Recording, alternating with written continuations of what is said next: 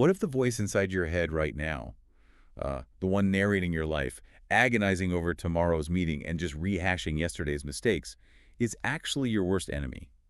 Or what if it's the greatest survival tool you have and silencing it would be a terrible mistake? I mean, it really is the ultimate paradox of the human condition. We are, the only creatures on Earth who can think our way into total misery, but we're also the only ones who can consciously think our way out of it. Yeah, exactly. And whether you are a professional trying to survive a high-stakes corporate environment, an entrepreneur navigating endless uncertainty, a student burning the midnight oil, or just someone who is insanely curious about how the mind works, that voice in your head is dictating your reality. It absolutely is.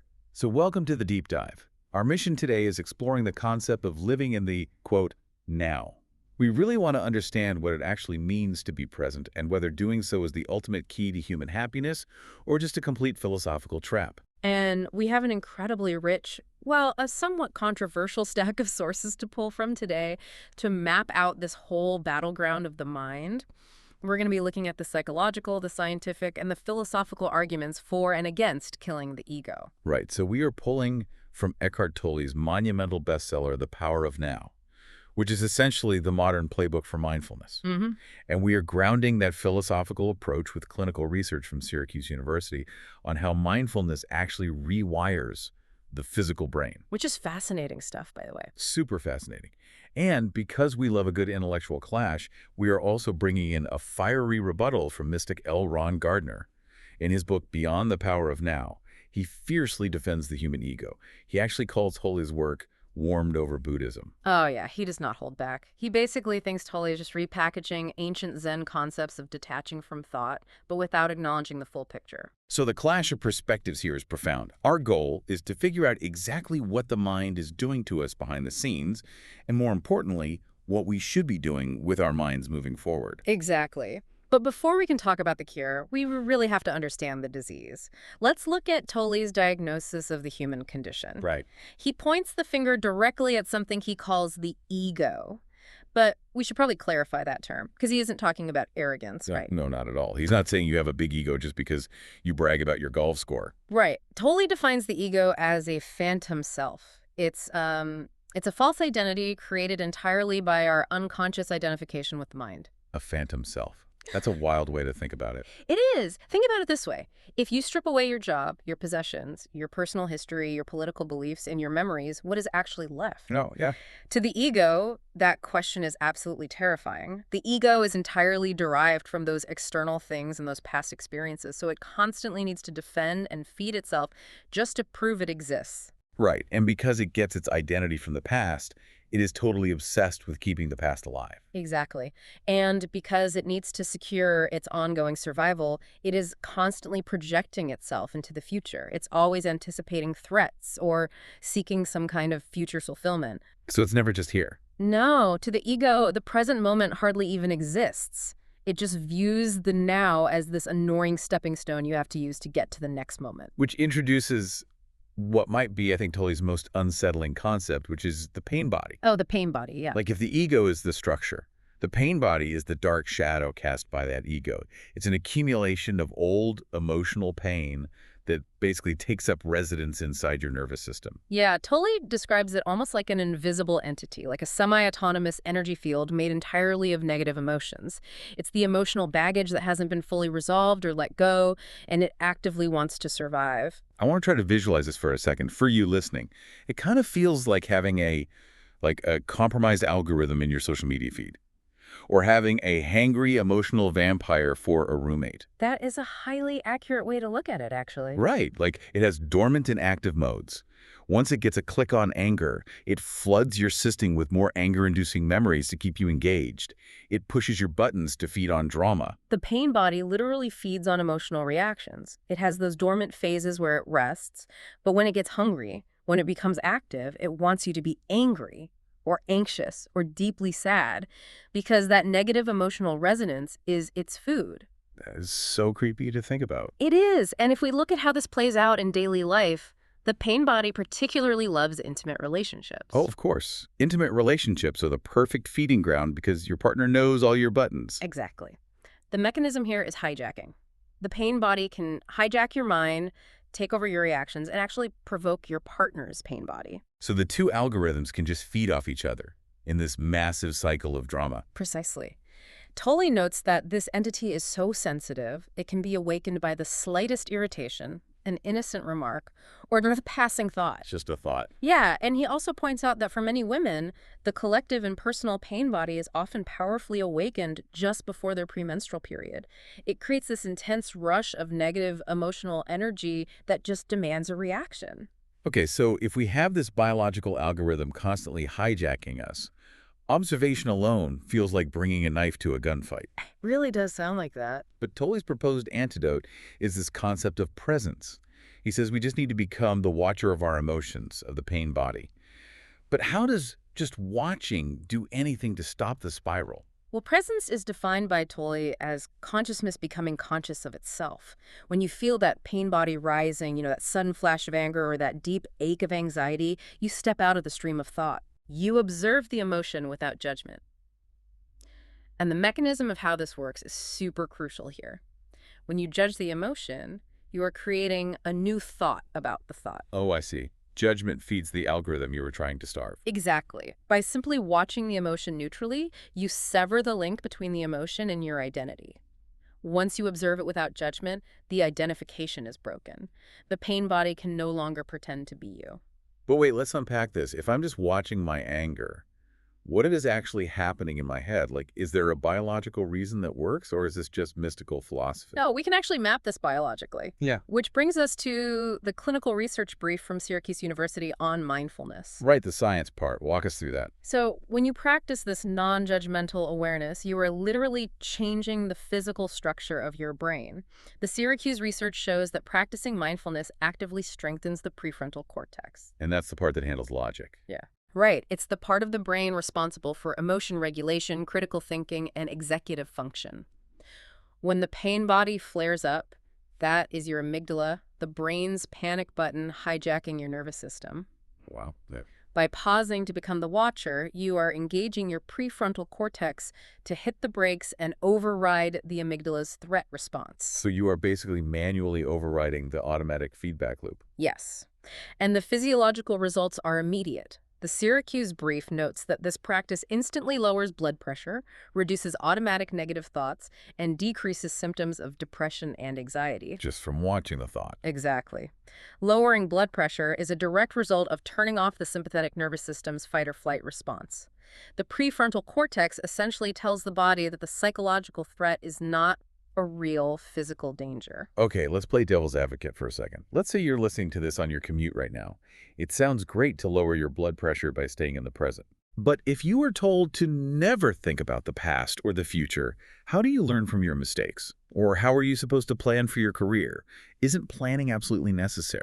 It is, and Tolle addresses this by making a critical distinction between what he calls clock time and psychological time. Clock time. Yeah, clock time is practical. It's making an appointment, planning a trip, learning from a past mistake, or, analyzing a complex problem at work.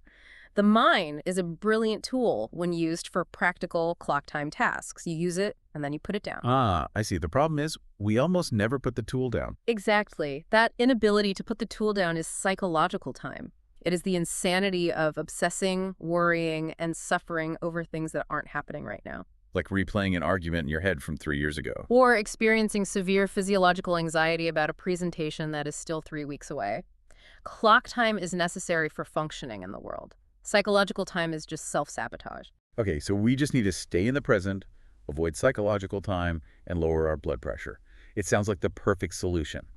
But this is where L. Ron Gardner enters the chat. Oh, yes. And he thinks this entire framework is actually a dangerous trap. Gardner's critique in Beyond the Power of Now is incredibly sharp. He views Tolle's work as a vicious, irrational, anti-mind attack. An anti-mind attack. Yeah. Gardner argues that the egoic mind is not a demon or some sort of phantom disease or a glitch in human evolution. It is biological self-preservation. Okay, so he's saying it's natural. Completely natural. He states that biological man is naturally programmed to continually think in order to ensure his survival. The ego, in his view, is a highly rational survival mechanism ingrained in our very DNA to secure our well-being. So Gardner is basically saying Tolle is throwing the baby out with the bathwater. If you kill the ego, you lose your drive for life and liberty. The ego is self-interest, and self-interest is what keeps us striving to improve our conditions. Right. And Gardner takes this into deeply political waters. And just to be super clear to you listening, as guides, we are not taking a political side here or endorsing these systems. Right, we are simply conveying Gardner's fascinating philosophical argument that the ego is necessary to protect individual freedom. Exactly. So Gardner argues that demonizing the ego has historically dangerous consequences. He claims that demanding the sacrifice of the ego for the, quote, common good is actually the root of tyrannical, altruistic doctrines. Like fascism and neo-Marxism. Yes, he specifically points to those. Gardner's argument is that these systems rely on citizens who have surrendered their individual self-interest. If you convince people their individual ego is inherently evil, they become easily controlled by the collective. That's a huge shift from Tolle's perspective. It is. Conversely, Gardner argues that a rational, selfish ego is exactly what supports a peaceful society of individual rights and laissez-faire capitalism. It relies on healthy egos interacting rationally rather than suppressing the self. Which is a total inversion of Tolle's idea that the human ego is what's destroying the planet. Completely. And this philosophical clash becomes highly practical when we look at how these two thinkers tell us to react to adversity. Like, how are we supposed to navigate conflict? Well, for Tolle, the ultimate spiritual act is something he calls surrender. Tolle defines surrender as yielding to the flow of life rather than opposing it. Okay, but what does that look like? It means accepting the present moment completely, as if you had chosen it yourself. He has this intense framing for it. He says, to treat deep suffering as your crucifixion and let your absolute acceptance of that pain become your resurrection. Wow. Yeah, you let the deep suffering force you into such intense present moment awareness that the pain eventually just burns up into peace. Okay, but let's look at the listener's everyday reality. So what does this all mean for you? If someone wrongs you at work or cuts you off in traffic, do you just surrender? Do you just become a passive doormat and accept it? That is exactly where Gardner drives his wedge into Tolle's philosophy. Gardner uses his text to challenge Tolle's absolute surrender, arguing that complete acceptance of what is a deeply flawed doctrine. All right, because if you accept everything, you don't fight back. Exactly. If you completely accept everything, you lose the mechanism of self-defense and positive change.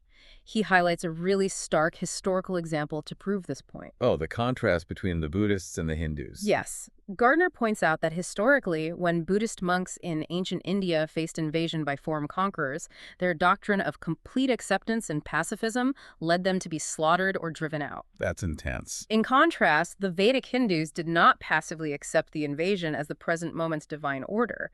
They actively fought back, they resisted. And Gardner brings it down to a highly relatable everyday example, too. Like, let's say you are on a strict diet for your health, and someone offers you a giant piece of chocolate cake. A great example. Right. According to the doctrine of absolute surrender, you shouldn't resist the present moment. You should just accept it and eat the cake. But Gardner says resisting that cake is a form of positive resistance. And that mechanism of positive resistance requires the very thing Tolle warns against, which is psychological time. Aye. It is your rational ego resisting the temptation of the present moment to prevent the future suffering of, failing your health goals. Right. So Gardner is making the case that not all resistance is that negative suffering-inducing resistance that Tolle talks about. No, sometimes resistance is the deeply necessary act of protecting your future well-being. You have to remember your goal from the past and project the consequences into the future to make the right choice right now. Okay, we have navigated a massive intellectual debate here. We have the ego as a phantom disease on one side and the ego as biological self-preservation on the other. Absolute surrender versus positive resistance. It's a lot. It is. So how can you, the listener, use this deep dive today? What are the practical tools for everyday life? Well, despite their vast philosophical differences, both Tolle and Gardner actually agree on one fundamental reality. Living on an unconscious, stressful autopilot is just a terrible way to exist. Totally. You need a practice to anchor yourself. But, as you'd expect, their methods for doing so are very different. Right. So Tolle gives us highly actionable mindfulness strategies designed to just cut the power to the pain body. The first is conscious breathing. Just feeling the air move in and out of your body instantly pulls your focus out of psychological time. The second is tuning into the inner body. He suggests trying to feel the formless energy inside your hands or your feet to stop incessant thinking. And the reason that works is really just about bandwidth. You literally cannot actively focus your somatic attention on the physical sensation of your hands and compulsively think about your grocery list at the same time. It just forces your prefrontal cortex into the present moment. Exactly. Tolle also suggests a simple diagnostic question to constantly ask yourself throughout the day. Am I at ease in this moment? Just asking that question breaks the trance of the unobserved mind. But what about Gardner? Because unlike Tolle, who says to just watch your thoughts and empty the cup, Gardner argues you have to actively redirect your focus. Yeah, Gardner synthesizes this differently. He argues for actively connecting to a higher power or energy, which he refers to as light energy.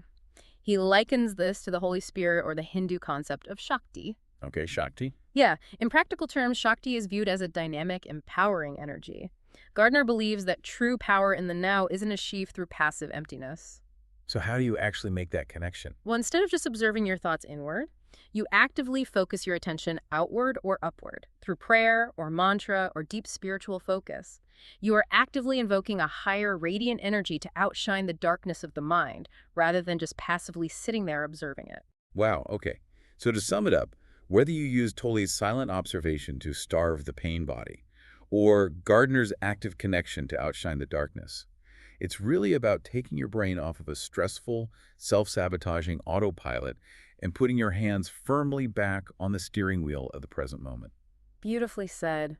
The core takeaway from both is that the unobserved mind is a chaotic place. Bringing conscious awareness to it is the absolute first step. Let's briefly recap our journey today. We've diagnosed Tolle's pain body, looked at the prefrontal cortex science of presence from Syracuse University, and wrestled with Gardner's ultimate defense of the human ego and positive resistance. It is a lot to process, and it all centers around how we relate to our own thoughts. Which brings up a final, lingering question I'd like you, the listener, to ponder long after this deep dive ends. Ooh, lay it on us. So, Tolle warns us that constantly projecting ourselves into the future is the root of our suffering. But think about this. Isn't the very act of reading these spiritual books, trying to achieve enlightenment, and striving to become a more present person tomorrow, isn't that just another sneaky trick of the ego? Oh, wow. By treating your own inner peace as a future goal to be attained, are you unknowingly trapping yourself in the exact psychological time you're trying to escape? The ego turning the destruction of the ego into a future goal. That is such a mind bender. And honestly, maybe recognizing that trap is the real first step to quieting that narrator inside your head. Thank you so much for joining us on this deep dive today. Stay curious, stay present, and we'll catch you next time.